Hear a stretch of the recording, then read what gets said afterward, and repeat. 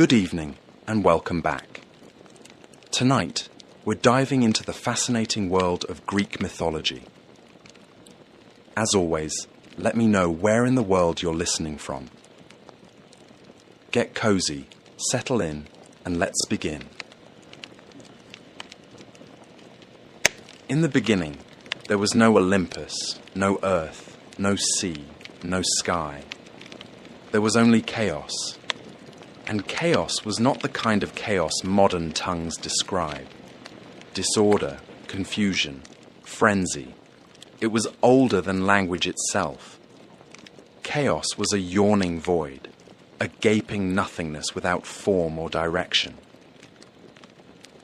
It was not evil, nor good, nor even neutral. It simply was.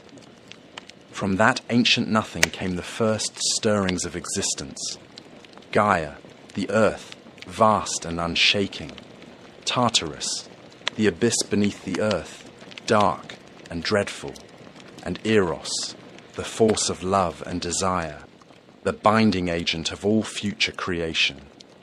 These were not gods as we think of them, not yet, but elemental truths given form. Then came Nyx, the night, clothed in a shadow so thick even chaos recoiled. She was followed by Erebus, the darkness of the underworld, who would dwell beside her in that early silence. From the union of night and darkness came ether, the pure upper air breathed by the gods, and Hera, the day, who from the beginning was fated to chase her mother endlessly across the sky. Thus, the cycle of night and day was born not through science but through myth, through a family of strange invisible titans who lit and dimmed the sky with each passing hour. Gaia, the earth herself, did not lie idle. She was patient and fertile, and from her own body she brought forth Uranus, the sky, vast and star-strewn. He was both her son and her consort, and when he arched over her, stretching across the heavens, the world found its first shape, a domed sky above a broad and endless plain. Gaia also birthed the mountains, tall and wild, and Pontus, the sea, who surged with a will of his own before ships or sea monsters ever touched his waters. Together, earth and sky became the first great pair, and their union brought forth the Titans, the first generation of powerful beings who would rule the cosmos long before Zeus and his kin rose to power. There were 12 Titans in all, 6 sons and 6 daughters, each vast and elemental in their own right. Oceanus, the encircling river, Hyperion, the lord of light, Coeus, the inquirer, Creus, the constellation-bearer, Iapetus, the ancestor of men, and Cronus, youngest and most cunning. Among the daughters, Theia, shining mother of the sun and moon, Rhea, future mother of gods, Themis, embodiment of divine law, Mnemosyne, the memory of all things, Phoebe, the radiant one, and Tethys, the nourishing sea. But Gaia's womb was not finished with them. She bore monstrous children as well, beings of strength and dread. First came the Cyclopes, Brontes, Steropes, and Arges, each with a single eye burning like a forge in the center of their brow. They were the smiths of lightning, strong and simple, and they feared no god nor giant. Then came the Hecatoncheires, the 100-handed ones, each of them enormous and terrible to behold, with 50 heads and 100 arms each, capable of stirring the very foundations of the world when enraged. Uranus, though lord of the sky, trembled at the sight of these monstrous offspring. Ashamed and frightened by their grotesque strength, he forced them back into Gaia's womb, the depths of earth itself, and sealed them there, hidden away beneath layers of rock and grief.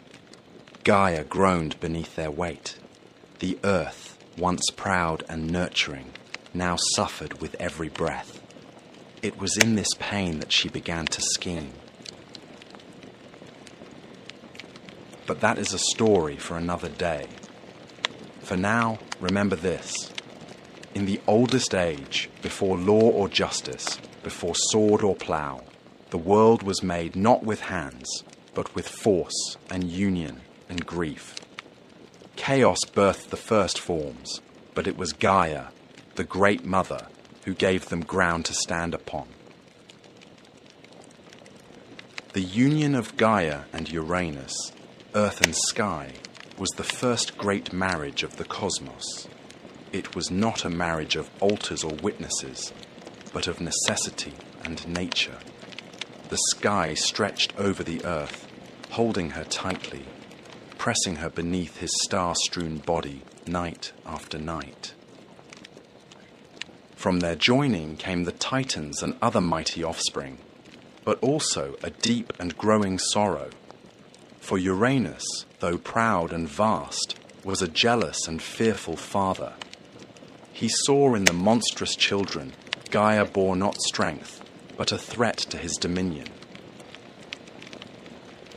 He looked upon the Cyclopes and the 100-handed giants with revulsion, not wonder, and with swift, cruel judgment he thrust them back into Gaia's womb, deep into the belly of the earth, where no light reached and no voice could echo.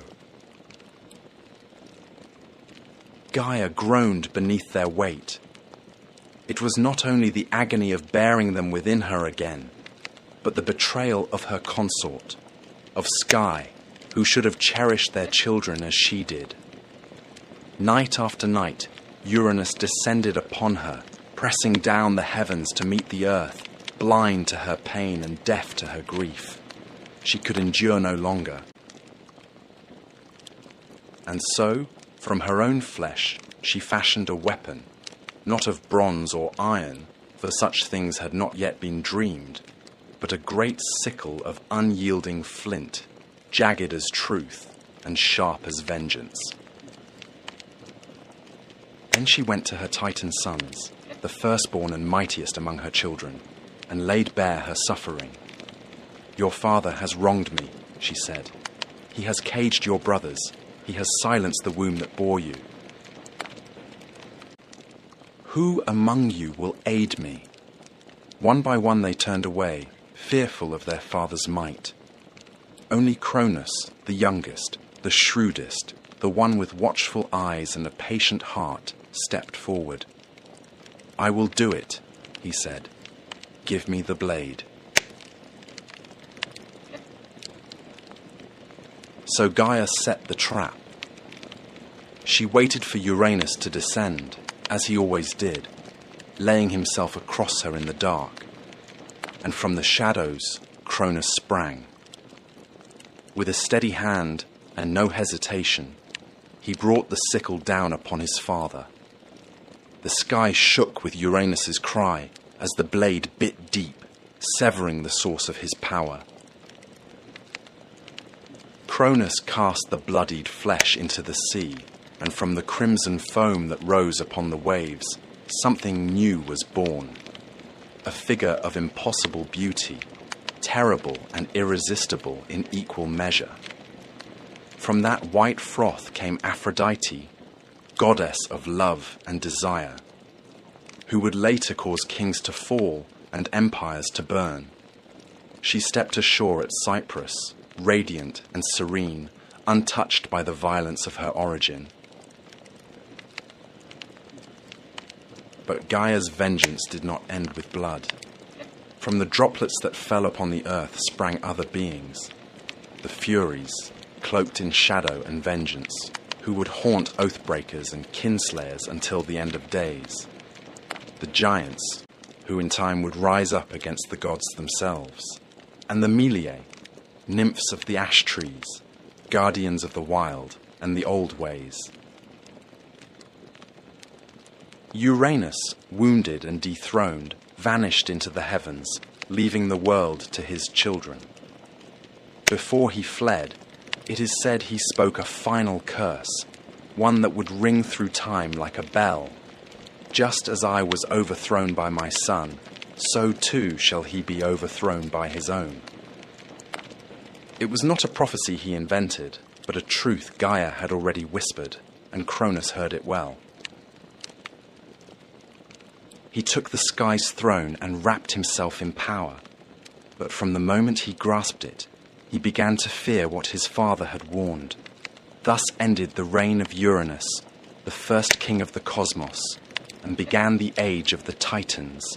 Yet already, in the womb of time, the next storm was stirring.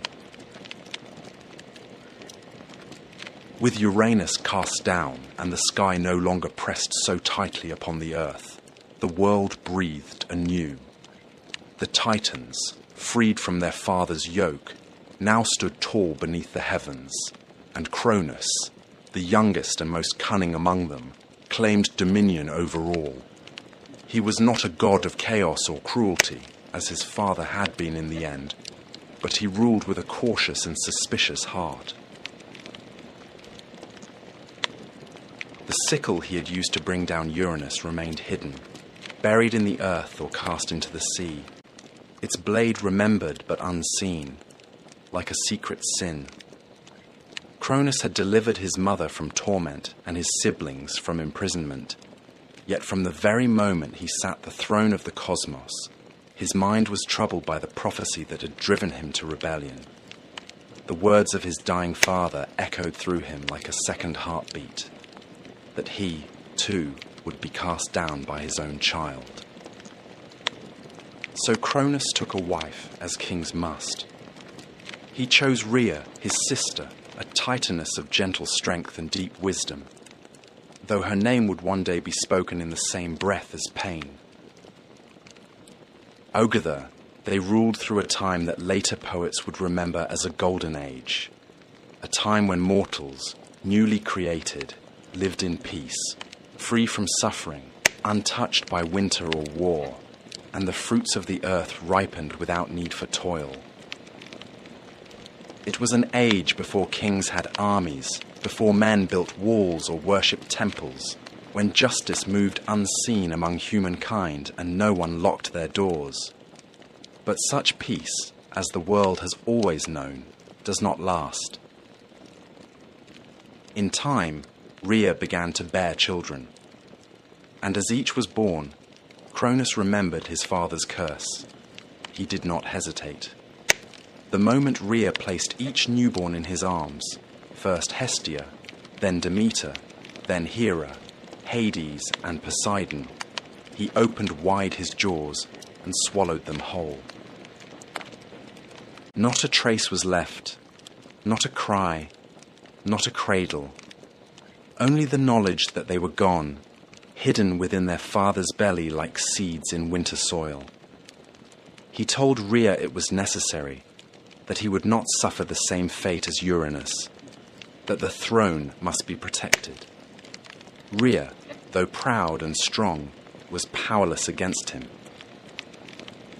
She wept, but her tears changed nothing.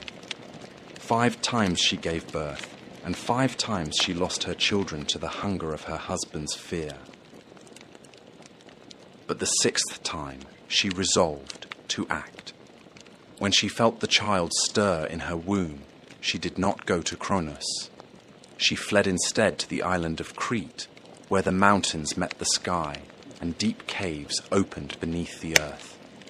There, hidden among shepherds and nymphs, she gave birth to her youngest son, Zeus.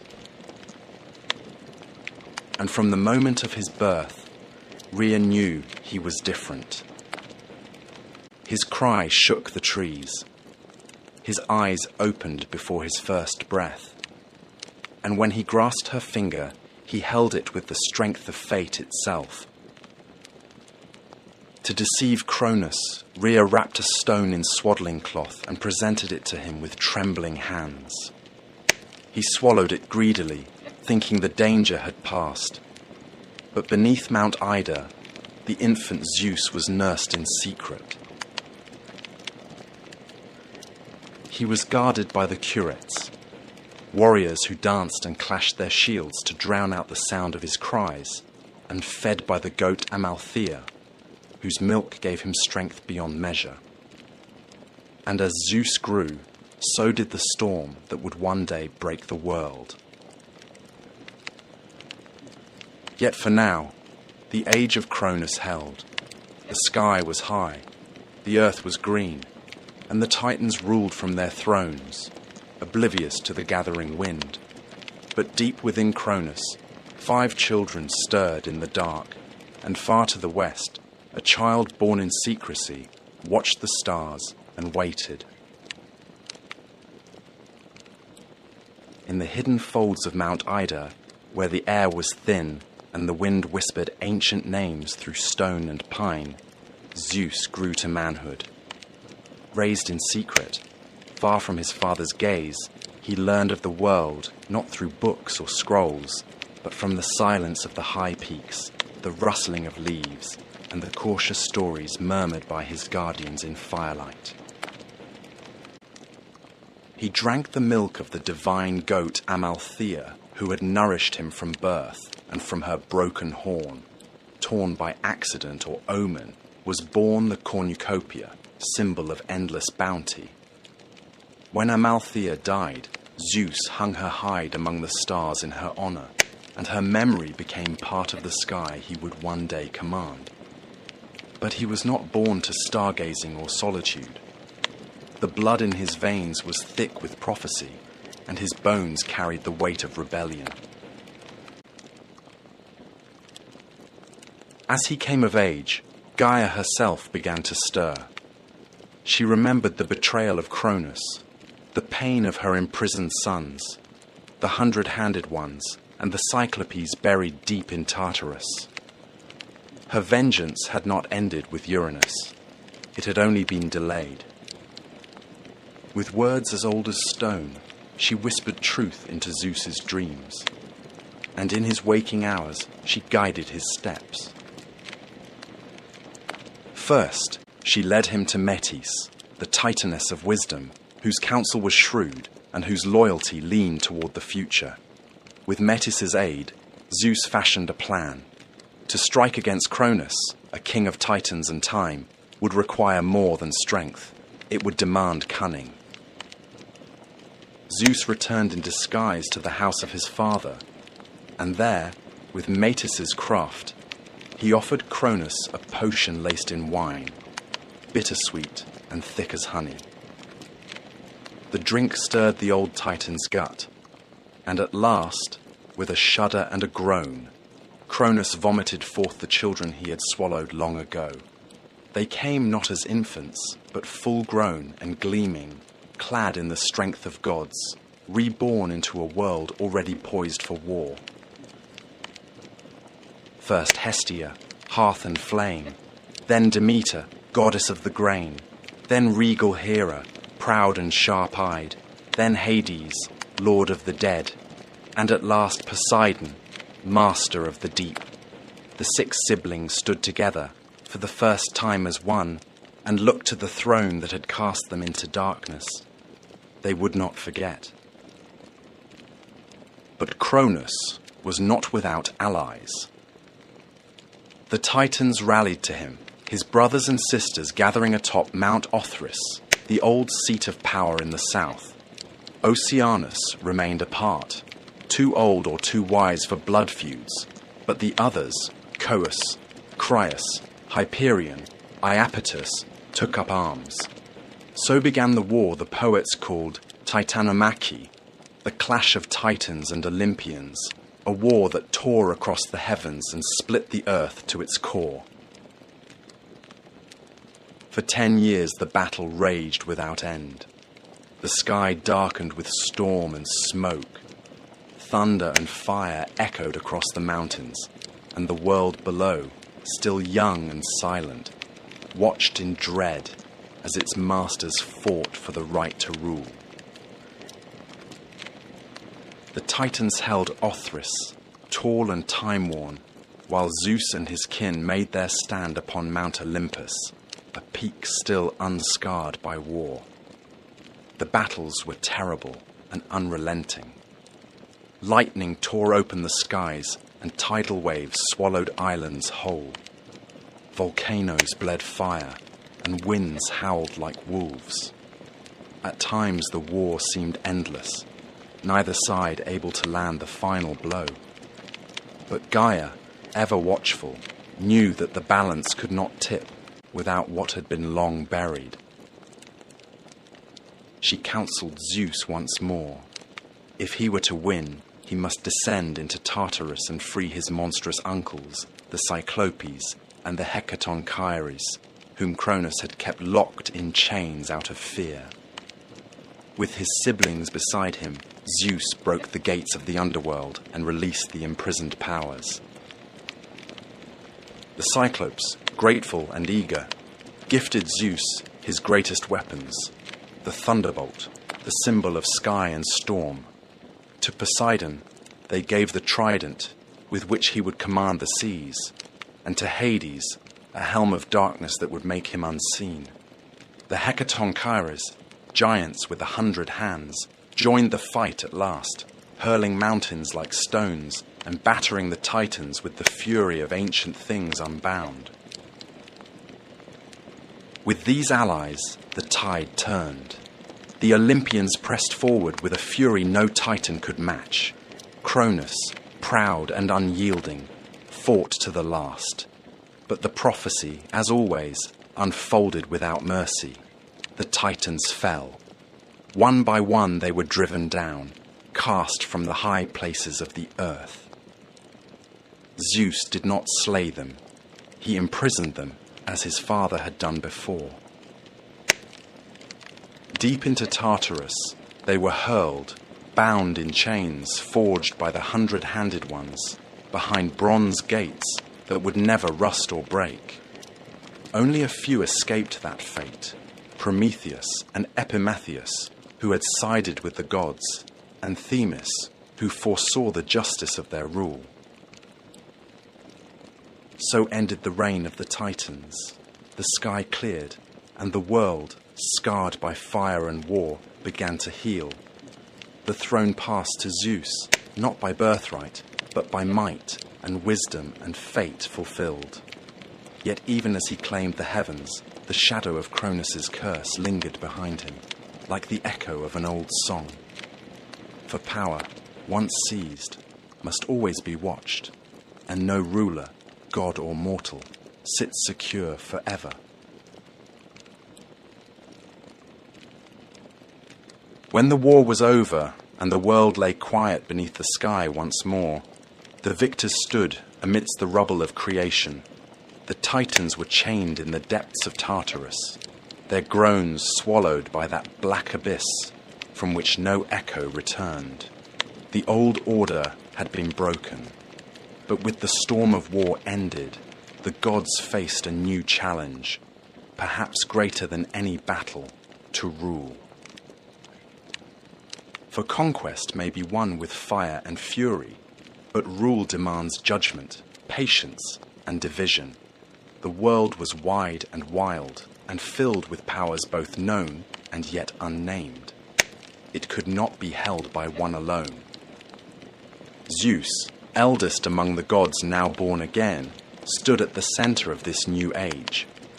Though not the firstborn, he was first in might, first in cunning, and first to move when action was demanded. But the old laws, carved not on stone, but into the bones of the cosmos itself, did not grant him sole dominion. He had two brothers, both tempered by war and made strong in their own right: Poseidon, who had driven the sea to foam in his wrath, and Hades, who had worn the helm of darkness and moved unseen through battlefield and cavern alike. They too had shed blood, taken risks, and suffered loss. The throne of the cosmos could not belong to Zeus alone, lest the seeds of war be sown anew, this time among brothers. And so the three gathered, Zeus, Poseidon, Hades, and cast lots to divide the realms of the world, not through bickering or force, but by fate itself, did the dice fall. This was no child's game. The casting of lots was sacred, guided by the same power that had spoken through Gaia's whispers and shaped the course of the Titanomachy. They threw the bones and waited. When they landed, the world was drawn into 3 great dominions. To Zeus fell the sky, the broad heavens, the air between stars and peaks. He became Lord of thunder and rain, master of storm and cloud, and the undisputed king of Olympus. His voice would echo in thunderclaps. His fury would blaze in lightning, and the eagle became his herald, soaring high above all. To Poseidon fell the sea, deep and restless, full of mystery and monsters.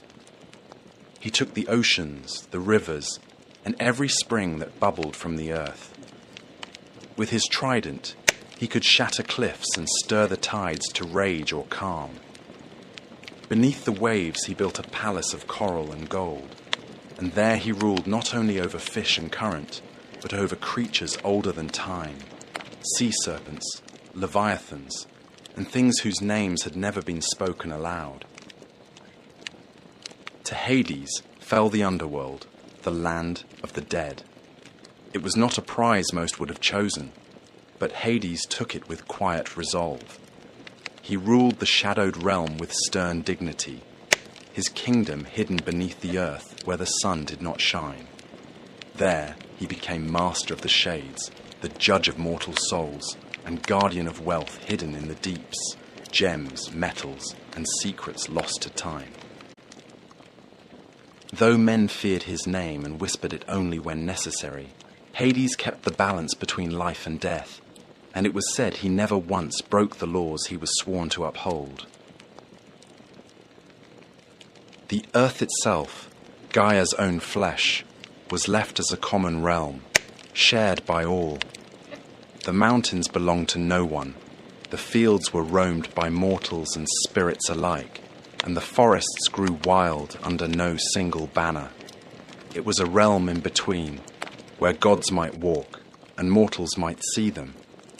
But it was also where ambition brewed, and where fate would continue to work its quiet will. Thus, the world was ordered, sky, sea, and underworld. The 3 brothers, now kings in their own realms, swore not to war among themselves, lest the world break anew. They built their thrones and gathered their followers. On Mount Olympus, high above the clouds, Zeus called the gods to council. There, beside him, stood his sisters, Hera, proud and sharp as winter ice, Demeter, whose steps awakened spring, and Hestia, ever burning at the hearth of every home. And others came, new and old, Athena, born from wisdom and war, Apollo, golden and far-seeing, Artemis, silent and swift, Ares, bloody-handed, Hermes, fleet of foot and mind, Hephaestus, limping but brilliant, and Aphrodite, whose smile could unravel kings. It was the beginning of a new age, the age of Olympus. But though the thrones had been set and the realms divided, the world would not stay still for long. The gods, for all their power, were not immune to pride, nor love, nor rage, and the mortals who now began to rise across the lands would bring their own stories, their own wars, and their own share of sorrow. The heavens had been won, but peace is never simple when gods sit the throne. When the smoke of war faded and the world was cast once more in sunlight, Mount Olympus became the seat of a new and glittering court. The Titans had ruled from Mount Othrys in the south, harsh, ancient, and wrapped in storm. But Olympus, in the north, stood higher still, its summit crowned in cloud and crowned in myth. The mountain was not merely a place, but a threshold, a place where sky met stone, where the mortal world ended and the divine began. It was here that Zeus, having claimed the heavens by fate and force, gathered the new pantheon of gods.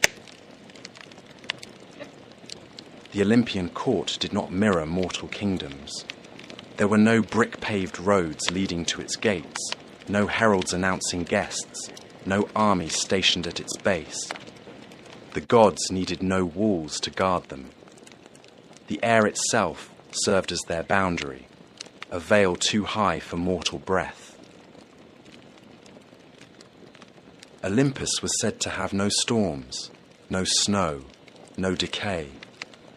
Its halls were of marble and cloud, its ceilings vaulted with starlight, and its corridors stretched wide enough for wind to wander freely. Here, the gods walked not as shadows or omens, but in full form, radiant, terrible, and more alive than anything that walked the earth below.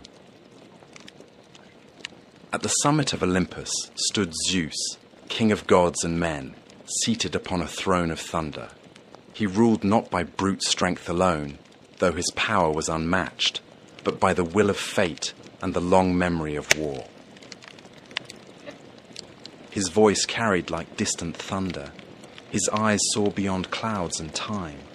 And in his hand he carried the thunderbolt, the Cyclops' gift, the symbol of judgment swift and final. But even he did not rule alone.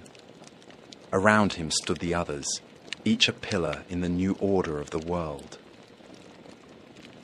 Hera sat beside him, not merely as wife, but as queen, sovereign in her own right. She was the goddess of marriage, of queenship and childbirth, and the silent fury of a woman wronged. Proud and unyielding, Hera remembered every slight, and her jealousy would one day shape the fates of gods and mortals alike. Her crown was not one given, but earned, forged in the fires of betrayal and bound by the sacred oaths of Olympus. Demeter came next, the goddess of grain and growth. Where her feet touched the earth, the soil softened and seeds stirred. Her presence brought harvest and plenty, and without her the fields grew barren. She did not sit high among the thunder and marble, but walked often in the world below, watching over the ploughmen and mothers who whispered her name at dawn.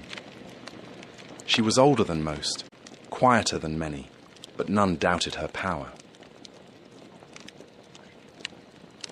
Then there was Hestia, goddess of the hearth, the firstborn of Cronus and Rhea, and the last to be freed from her father's belly. She asked for no temple, no grand myths, no wars or lovers. She tended the eternal flame in the center of Olympus and watched over every home and hearth on earth. Her power was gentle but ever present, for as long as fire burned in a household, Hestia lived there too. The younger gods came in time, some born in Olympus, others delivered by strange means. Athena was first among them, born not of womb, but of wisdom. When Zeus swallowed Metis, fearing her unborn child would surpass him, he thought the matter ended. But Metis did not die. She lived within him, whispering, scheming, crafting knowledge in the dark. One day, Zeus groaned in agony, and with a blow to his skull, Athena sprang forth, fully grown, clad in bronze, spear in hand, her eyes clear and sharp as flint. She became goddess of wisdom, strategy, and just war, a virgin warrior with no patience for frivolity. Apollo and Artemis came next, twins born of Leto, a titaness who wandered long and weary to find a place to give birth. No land dared offer her sanctuary, for Hera's wrath was vast and vengeful. At last, the floating island of Delos accepted her, and there she bore her children. Apollo, golden-haired and bright, became the god of light, prophecy, music, and healing. His sister Artemis, swift and silver, was goddess of the hunt, of wild things and moonlight. Together, they marked a new generation of gods, restless, radiant, and intimately tied to the mortal world. Then came Ares, god of war and slaughter, son of Zeus and Hera, but beloved by neither. He was strength without discipline, rage without cause, and though his name was feared, he was not often honoured. War followed him like a shadow, and he gloried in its chaos, but he was often bested by cunning and wisdom. His opposite was Hephaestus, the lame god of the forge, master of craft and flame. Born of Hera alone, or thrown from Olympus by Zeus, both tales are told, he found solace in metal, building wonders with hammer and fire. From his hands came armour, palaces, and automatons. Though limping and twisted, he was among the most indispensable of the gods. Aphrodite, goddess of beauty and desire, arrived not by birth but by foam, born of Uranus's severed flesh cast into the sea. She rose from the surf at Cyprus, as beautiful as she was dangerous. Love, lust, jealousy, and ruin followed her wherever she went. Even Zeus could not command her fully. She bound gods and mortals alike with a glance, and though she smiled often, it was never without consequence. Hermes, the trickster and herald, came last of this early court, son of Zeus and the nymph Maia. He moved swiftly between worlds, winged sandals at his feet, and a mischievous grin on his lips. He stole Apollo's cattle on the day of his birth, sang a song to cover the theft, and made himself indispensable before he could walk. He became the messenger of the gods, guide of souls, patron of thieves and travellers. Where Hermes went, borders dissolved. This was the Olympian court, a gathering not of saints, but of powers, raw, flawed, radiant, and vast. They quarrelled as siblings do, took sides in mortal affairs, fell in love, betrayed each other, waged petty rivalries, and enacted divine justice. But above all, they ruled.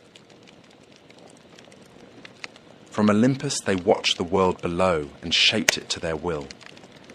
The age of Titans was gone, but in its place came an era of stories, of gods who walked among men, of heroes born from their unions, and of a world forever changed by the hands of the divine. The world had its rulers now, but peace, as ever, was a fragile thing, and fate had not yet spoken its last word. Long before men raised cities of marble or carved their prayers into stone, there were no humans upon the earth. The gods ruled alone, their courts high upon Olympus, their domains vast and varied. The world beneath them was green and wild, teeming with beasts and silent mountains. But there were no hands to till the soil, no voices to sing to the stars, no fire to warm the night. It was Prometheus, a titan of the old blood, who first imagined the shape of man. He was no friend to Cronus, nor was he ever counted among those chained in Tartarus. During the War of the Titans, Prometheus had sided with Zeus, not out of love or loyalty, but out of foresight, for he bore the gift of prophecy, and he knew which way the storm would break. Prometheus's name meant forethought, and it suited him. He was brother to Epimetheus, whose name meant afterthought, and never was a pair of brothers more different. Where Epimetheus acted in haste and repented in leisure, Prometheus saw farther, thought longer, and questioned the justice of every decree, even those issued by the king of the gods himself. He walked the line between Titan and Olympian, old world and new, a creature of reason in a cosmos ruled by passion and power. It was he who first shaped mankind. Some say he sculpted them from clay beside the banks of a river, his fingers smoothing mud into limbs, his breath giving them life. Others claim he moulded them in the image of the gods, upright and thoughtful, gifted with the spark of invention. But however it happened, the first men were made, and they were weak, soft of skin, slow of foot, clawless, fangless, and lacking in both fur and fire. They were naked beneath the sky, trembling in winter, defenseless against the beasts of the world. Prometheus looked upon them and pitied them. He went to Olympus and asked that man be given a gift, something to help them survive, something to raise them above the level of animals. But Zeus refused. He saw in mortals not promise, but peril. The god-king had only just seized his throne and was wary of new forces rising beneath him. "Let them live," he said, "but let them fear. Let them know their place beneath the gods." Fire, he declared, was the privilege of immortals. The hearth flame of Hestia, the thunderbolt of Zeus, the forge of Hephaestus, these were not for mortal hands. But Prometheus, stubborn and just, did not yield. In secret, he climbed to the heavens, stole a flame from the forge of Hephaestus, and hid it in a hollow fennel stalk. Carrying it down from Olympus, he gave it to man. For the first time, fire crackled beneath the stars, smoke rose in spirals above the treetops, light pushed back the darkness. With fire came warmth, safety, cooking, metal, language, craft. Humanity, once cold and voiceless, began to build, and with fire came defiance too. Zeus was not long in discovering the theft. His fury was terrible. To punish mankind, he commissioned the gods to create a gift, though it was a curse in disguise. Hephaestus shaped her from clay, a woman of perfect beauty. Aphrodite gave her charm, Hermes gave her cunning, and Athena clothed her in silver raiment. Her name was Pandora, meaning all gifted, and she was given a sealed jar, mistranslated in later ages as a box, containing the sorrows of the world, disease, toil, grief, madness, envy, and death itself. Epimetheus, ever the fool, took her into his home despite Prometheus's warnings. And when Pandora, driven by curiosity, the final gift of the gods, opened the jar, the evil spilled out into the world like smoke from a fire too long confined. Mankind, who had known peace in their brief golden youth, now found themselves hunted by fate. Hunger gnawed at their bellies. War bled them dry. Age stooped their backs. Only hope remained inside the jar, some say by accident, others say by design. A flickering light amid the gloom. But Prometheus's punishment had not yet come. For the crime of defying Olympus, Zeus ordered him chained to a mountain at the edge of the world. Some say the Caucasus, others say a place lost to myth. There he was bound in adamantine chains, unbreakable and eternal. Each day, an eagle born of Typhon or sent by Zeus would descend and feast upon his liver. Each night, it would grow back, and each morning the torment would begin again. He was immortal, and so the suffering could not kill him. He endured it for generations, long after kingdoms rose and fell, long after men forgot the gods who made them. And yet, even in chains, Prometheus did not repent. He knew a secret, a truth Zeus feared above all, that one day the king of the gods would fall, not by blade or rebellion, but by his own seed. It was this knowledge that protected Prometheus, for Zeus could not destroy him without first uncovering the name of the woman who would bear his doom. So the Titan waited, bound but unbowed, as men lit fires in the dark and told stories of the one who had dared to steal from the gods. The gods, for all their glory, were not alone in shaping the world. Beneath Olympus, on the soil that drank the rain and felt the sun's warmth, mankind struggled, rose, and fell, again and again. Their lives, short and flickering beside the long memories of the immortals, still left a mark. And though Zeus ruled the skies and Poseidon stirred the seas, it was the deeds of mortals that filled the earth with both beauty and sorrow.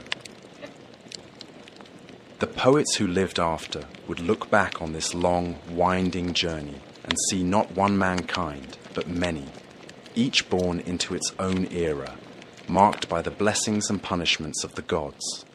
It was Hesiod, the Boeotian farmer and poet, who first set these ages into words, dividing the long march of human existence into 5 distinct epochs: gold, silver, bronze, heroic, and iron.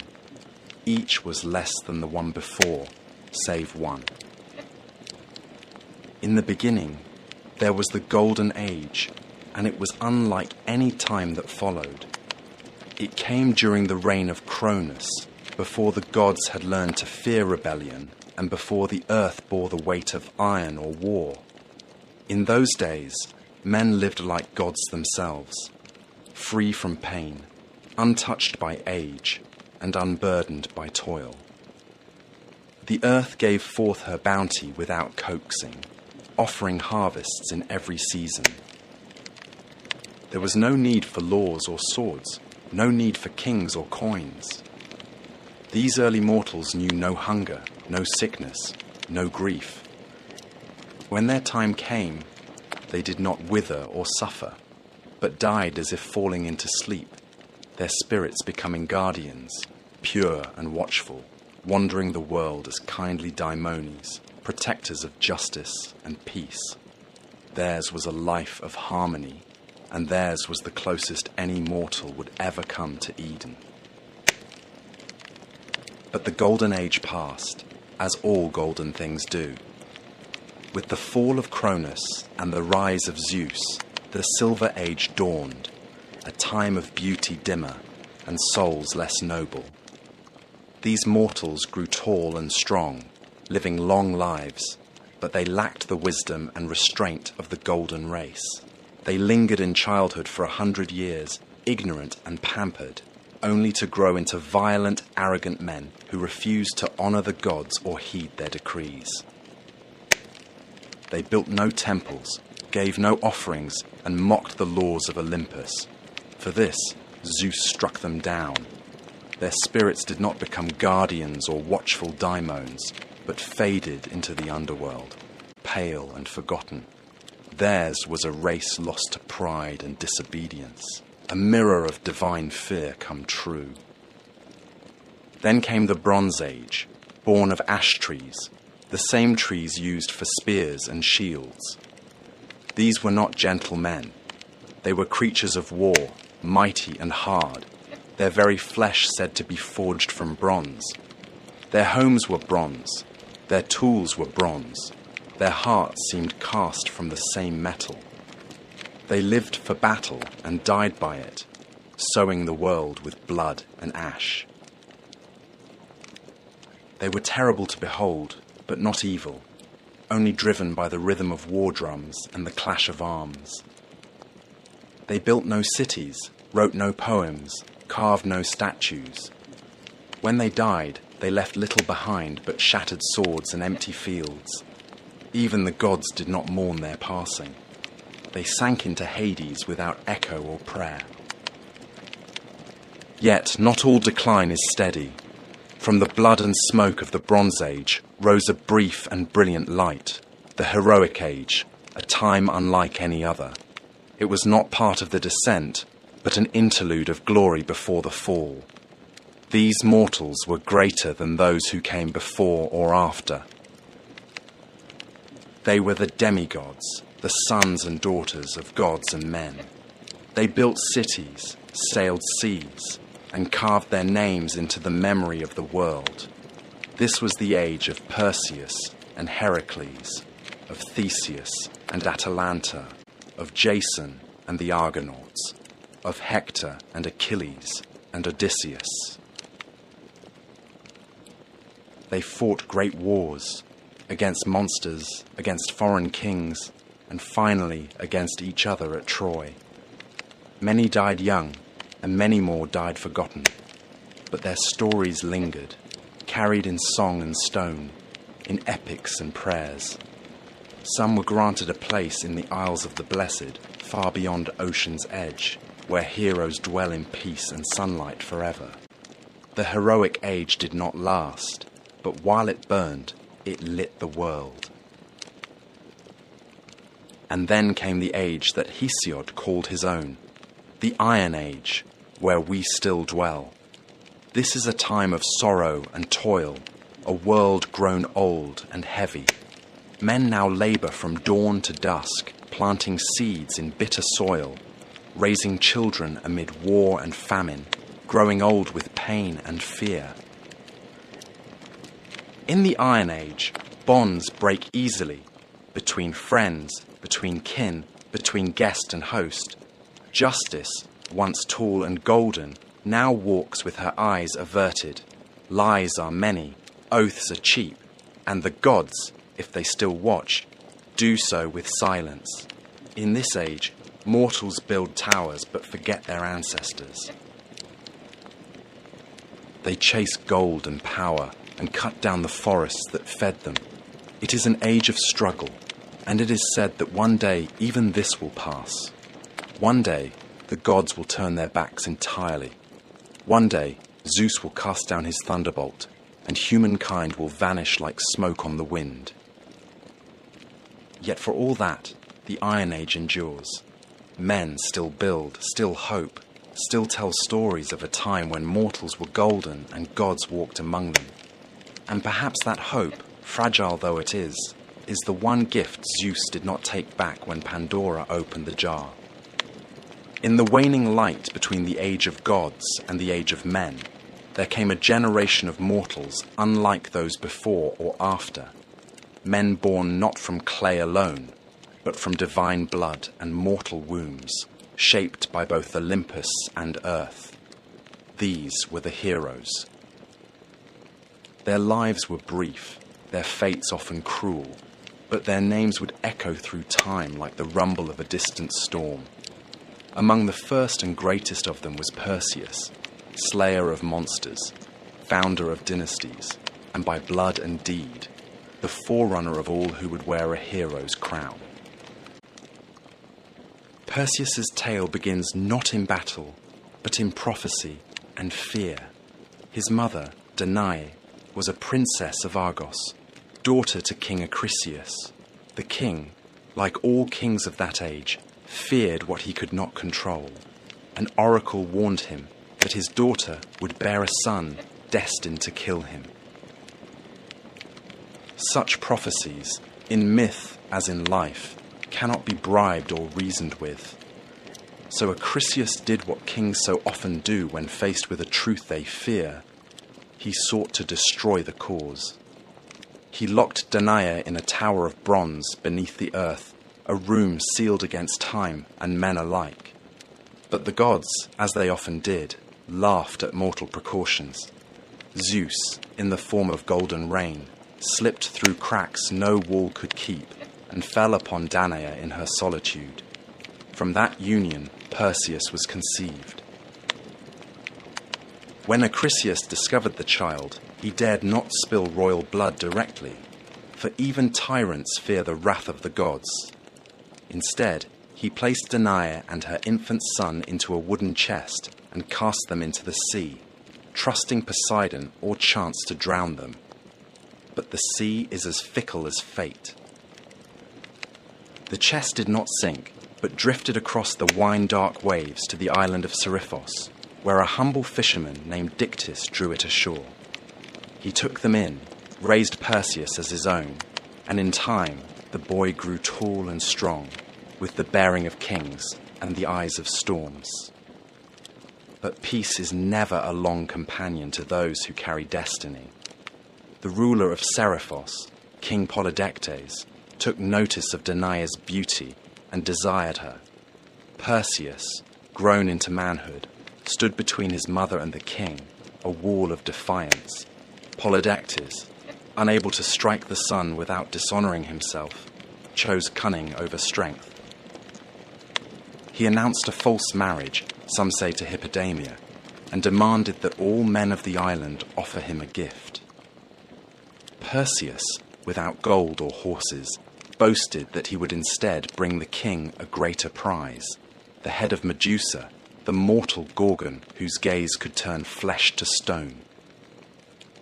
The task was cruel, and Polydectes knew it.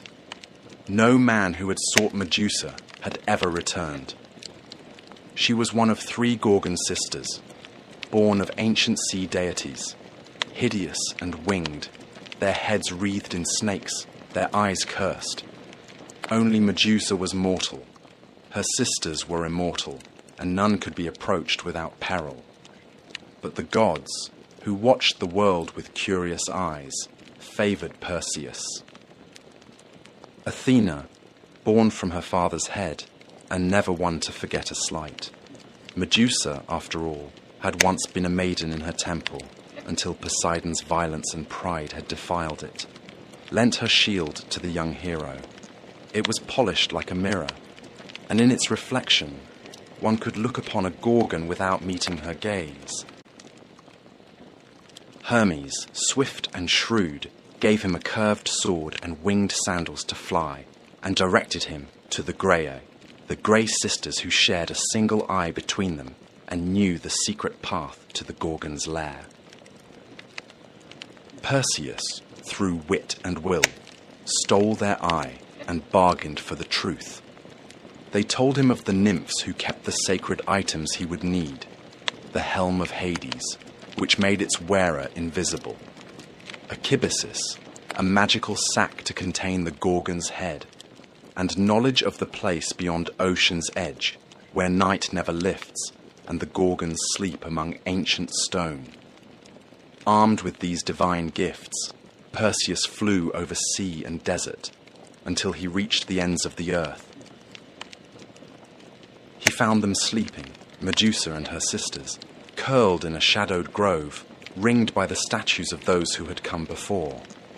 Perseus dared not look directly, and so with Athena's shield held before him, he walked backward, step by cautious step, until he stood over the sleeping Gorgon.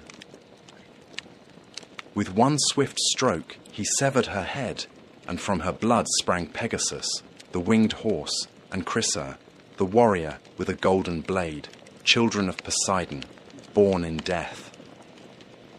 As Medusa's sisters screamed and clawed the air, Perseus vanished into mist, hidden by the helm of darkness. The deed was done. He returned by the long road, his prize heavy in the sack, its power undiminished. On the way, he passed the shores of Ethiopia, where the sea god had sent a monster to punish King Cepheus and Queen Cassiopeia for their vanity. Their daughter, Andromeda, had been chained to a rock as sacrifice. Perseus, beholding her beauty and innocence, slew the beast, turned it to stone with the Gorgon's head, and claimed her as his bride. She would follow him westward, becoming the mother of his line. When at last he returned to Seriphos, Polydectes scoffed at his tale. So Perseus reached into the sack and withdrew the severed head. The king and his court were turned to stone where they stood. Dictys, the fisherman who had shown kindness to a mother and her child, became king in his stead. The cycle of cruelty was broken, if only for a time. But prophecy, once spoken, is not so easily undone. Perseus journeyed to Argos, where King Acrisius, still haunted by the words of the oracle, fled rather than face the boy he had once condemned to death. Yet fate does not forget. At the funeral games of a neighbouring king, Perseus, throwing a discus, struck an old man in the crowd, Acrisius, his grandfather, who died without ever knowing that his death was no murder, but an accident long foretold. So the circle closed, as they always do in myth. Perseus had fulfilled the prophecy, though not by malice. He had slain a monster, saved a maiden, founded a line of kings, and carried the weight of fate with dignity. He would not live forever, but his name would. For from his blood would come Heracles, and from Heracles, the next chapter in the story of the gods and men. If Perseus was the first great hero, Heracles was the mightiest. His name, like thunder over distant mountains, carried weight across every land touched by Hellenic breath. He was not merely strong, but larger than life itself, straddling the border between man and God, joy and grief, triumph and tragedy. He was the great-grandson of Perseus, a scion of Argos, and a son of Zeus. And though the gods would bless him with strength, they would curse him with suffering. His birth was itself a trick of time. Zeus, ever lustful, desired Alcmene, wife of the Theban general Amphitryon. Disguised as her husband, the king of gods lay with her, extending a single night into threefold length. From that union came Heracles, and from Amphitryon, a twin. Iphicles, mortal and unblessed. Hera, as always, watched from her throne with a cold and bitter eye. She knew her husband's ways, and she knew too well the threat that this child, half god though he was, might one day pose to her own dominion. Even in the cradle, Heracles bore the mark of the divine. Hera, seeking to destroy him early, sent 2 serpents into the nursery to strangle the infant. But the child reached out with plump hands and throttled them both, one in each fist, before any nurse could scream. From that moment, his fame began to grow. As a youth, he trained in all the arts befitting a nobleman: music, archery, wrestling, and chariot driving. Yet there was something wild in him, a restlessness of soul that no lyre or tutor could tame. Manhood brought him both love and ruin. He married Megara, daughter of the Theban king Creon, and for a time lived in peace, fathering sons and defending his city. But Hera had not forgotten. In a fit of divine wrath, she clouded Heracles' mind with madness. Raging through his own halls, he slew his wife and children with the same hands that had once cradled them. When the madness passed and his vision cleared, he beheld the blood and ruin of his own house. His cries reached Olympus, but no god answered. To atone, he sought out the oracle of Delphi.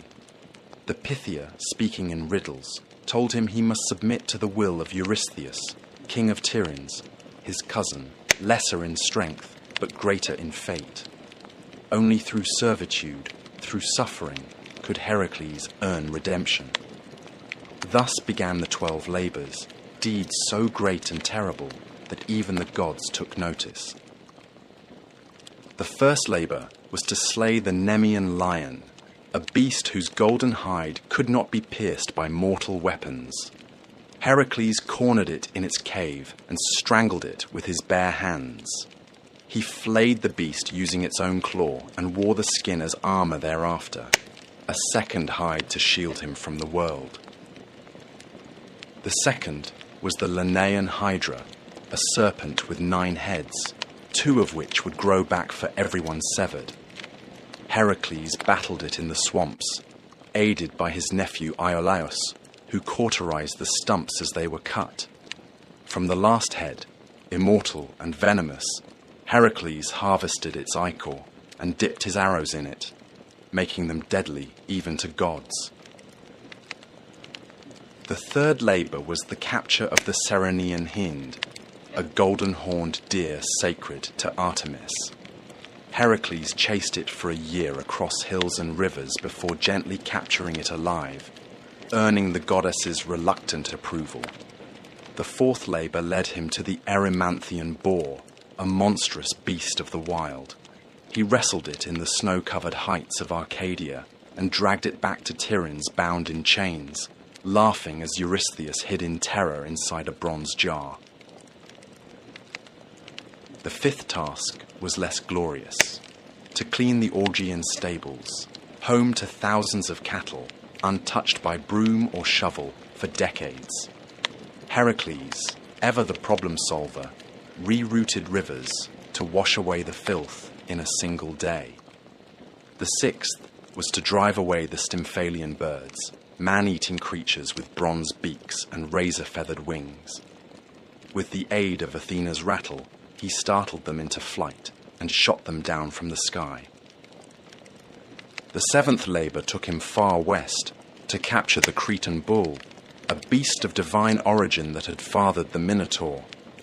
Heracles wrestled it and brought it back alive, while the bull's gaze burned with madness and sea salt fury. The eighth labour sent him north to Thrace, where he tamed the mares of Diomedes, flesh-eating horses that gnashed their teeth for human meat. He fed Diomedes, their master, to them, and the beasts grew docile. The ninth labour required diplomacy and blood. Heracles was sent to retrieve the girdle of Hippolyta, queen of the Amazons. Though the queen agreed to gift it peacefully, Hera spread rumours among the warrior women, and battle broke out. Heracles slew Hippolyta and escaped with the belt. The 10th led him to the edge of the known world, to Erythea, where he stole the cattle of Geryon, a triple-bodied giant.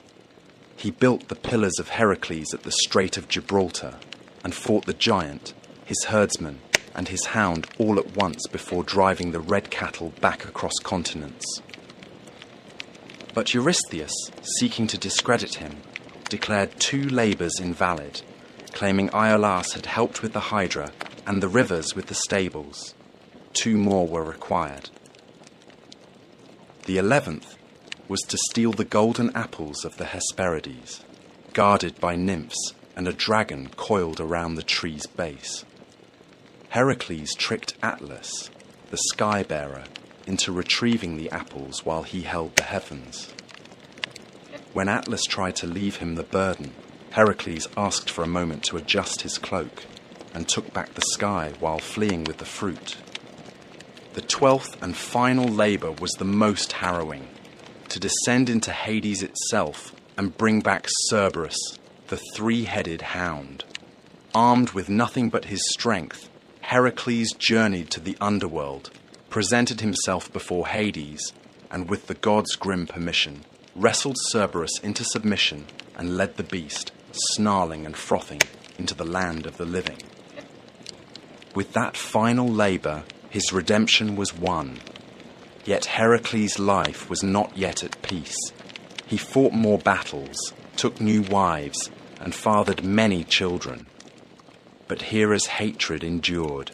In the end, it was not blade or monster that killed him, but the poisoned blood of the centaur Nessus, smeared upon a tunic gifted by his wife Deianira, who believed it a love charm. As the poison burned through his flesh, Heracles built his own pyre upon Mount Oeta. No mortal dared light it, until Philoctetes, a simple shepherd, stepped forward. For that, he was given the hero's bow. Heracles was consumed by flame, but in death he was reborn. Zeus lifted him to Olympus, where he was granted immortality and married to Hebe, goddess of youth. He became not just a hero, but a god. His labours, born of grief and guilt, became the very measure of heroism. Where others were remembered in story, Heracles was remembered in shrines, in games, and in the hearts of men who, though mortal, dared to dream of greatness. If Heracles was the greatest of Greek heroes, then Theseus was the most political, the most cunning, the most human. He was not merely a slayer of beasts or a breaker of curses.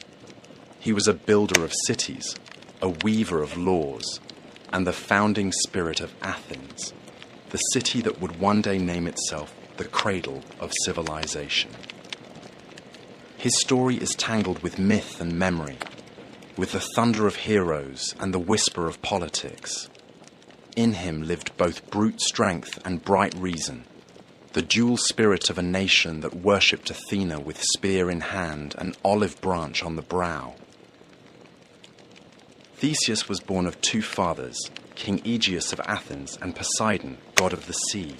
His mother Aethra lay with both on the same night, one mortal, one divine. From this double union came a boy of destiny, raised far from Athens in the city of Troezen, unaware of the great blood in his veins. Before leaving, Aegeus had hidden a sword and sandals beneath a heavy stone, telling Aethra that when the boy was strong enough to lift the stone, he would be ready to claim his birthright. In time, Theseus grew tall and sharp-eyed, restless in his limbs and mind. At 16, he moved the stone with a grunt and a grin, and took up his father's tokens. Many would have travelled the easy road to Athens by sea, but Theseus chose the land route, the longer, more perilous way, for he believed that true kingship must be earned, not inherited. And so began the 6 labours of Theseus, not vast or godlike like Heracles' trials, but earthy and intimate, each a monster of the road, a terror to the common man. He defeated Periphetes, the club-bearer, taking his weapon as a symbol. He slew Sinis, who tied travellers to bent pine trees and tore them in two. He pushed Siren from the cliffs into the sea, ending the reign of a man who forced passers-by to wash his feet, only to kick them to their deaths. He overcame Tersion, the wrestler, by outmatching brute force with technique, and Procrustes, who made beds fit travellers by stretching or cutting them, found his own death in the same iron frame. Theseus did not just survive. He cleaned the land as he passed through it, paving the way for Athens itself to rise. When he arrived in Athens, King Aegeus did not recognize him. The queen, Medea, now wife to Aegeus, and still seething with old sorceries, saw the threat in the boy and urged the king to poison him. But Theseus presented the sword and sandals, and at the last moment Aegeus cast the cup aside, embracing his son before all the court. Joy, of course, never lingered long in myths. Trouble was already stirring in the east. For years, Athens had suffered under a bitter tribute. In a war with the island of Crete, Athens had been defeated, and as punishment, King Minos demanded 7 young men and 7 maidens be sent every 9 years to feed the Minotaur, a monstrous half-man born of lust and vengeance, kept in a twisting labyrinth beneath the palace at Knossos. This creature had been born from Minos' pride. When Poseidon sent a bull from the sea, Minos was meant to sacrifice it, but instead he kept it for himself. In punishment, the gods cursed his wife, Pasiphae, to fall in love with the beast. From their unnatural union came the Minotaur, Asterius, horned and violent, a living shame sealed away in the maze designed by Daedalus, the great inventor. Theseus, learning of the tribute, volunteered himself among the chosen. He would go not as a lamb to slaughter, but as a hunter into the lair. Before departure, he promised his father that if he succeeded, he would return with white sails upon his ship. If he failed, the sails would remain black. Upon arrival in Crete, fate turned again. Ariadne, daughter of Minos and half-sister to the Minotaur, saw Theseus and loved him. She gave him a gift, a ball of thread, a clue, and the secret to the labyrinth's winding paths. That night, Theseus entered the maze. In its dark coils, where stone turned endlessly into stone, he found the beast. They fought without words, one prince against one nightmare. Theseus, armed with skill and a sharpened blade, struck the creature down, then followed the thread back into the light. He fled with Ariadne and the freed Athenians, sailing into the Aegean. Yet love, in Greek stories, is never simple. On the island of Naxos, Theseus abandoned Ariadne. Some say Dionysus claimed her for his own. Others say Theseus feared what a Cretan bride might mean for an Athenian throne. She woke alone and wept beneath unfamiliar stars. Theseus continued home, but in his sorrow or forgetfulness, he failed to change the sails. From the cliffs of Athens, King Aegeus saw black on the horizon and believed his son dead. Grief-stricken, he leapt into the sea, which still bears his name, the Aegean. Now king, Theseus did not rest. He unified Attica, the region around Athens, binding its villages into one city-state. He established festivals and games, temples and laws. He was a hero of governance as much as of combat. He ventured again and again into myth, fighting alongside Heracles against the Amazons, journeying to the underworld with Pirithous, his reckless friend, to steal Persephone herself from Hades. That journey ended in failure. Pirithous was swallowed by the earth, and Theseus was trapped upon the chair of forgetfulness, his memory eroded by the air of death. Only Heracles, on his own journey, tore him free. But time, as ever, turns. In the end, the Athenians, tired of kings and haunted by new heroes and new philosophies, drove Theseus into exile. He fled to the island of Skyros, where he was betrayed by a jealous king and cast from a cliff. His bones would later be retrieved by the Athenians and buried in honor, but at the time of his death, he was alone. No crowd, no crown, no chorus. And yet, his legacy endured. Where Heracles symbolized the strength of the body, Theseus embodied the strength of the polis, the city, the law, the people bound by more than blood. Athens would rise on his shoulders, and though it would worship Athena, it would remember the king who built its bones. Long before Troy burned and long after the Titans fell, there came a voyage unlike any other.